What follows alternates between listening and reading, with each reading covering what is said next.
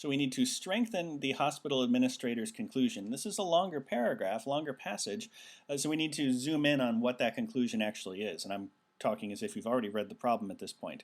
The conclusion begins with the word so. Even if our insurance and technology costs increase further, we can continue to avoid increases in nurses' workloads or patients' cost of care. So they can continue to save money even if their costs go up. How? Well, so far they've been replacing,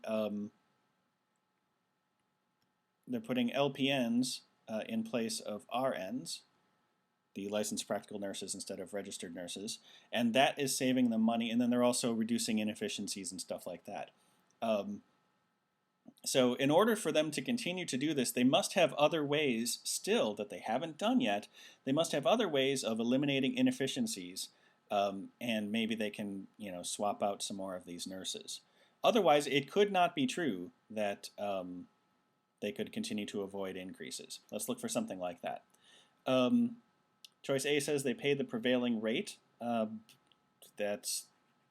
it means they're not saving money by paying them less than the going rate. That's good to know, but that's not something that's baked into this argument as a reason why they could continue to avoid increases in workloads or cost of care. Choice B says registered nurses still provide some services which licensed practical nurses could perform. What this one is basically saying is they still have some RNs that they could turn into LPNs. And if this is true, then that's where additional savings can be realized. It does say that they have been in the process of doing this conversion because the registered nurses cost more. If they still have some left that they can switch, that's a reason why they can still absorb healthcare cost increases. So answer choice B gives us a reason. Let's just check the other ones. C says as technology improves productivity, so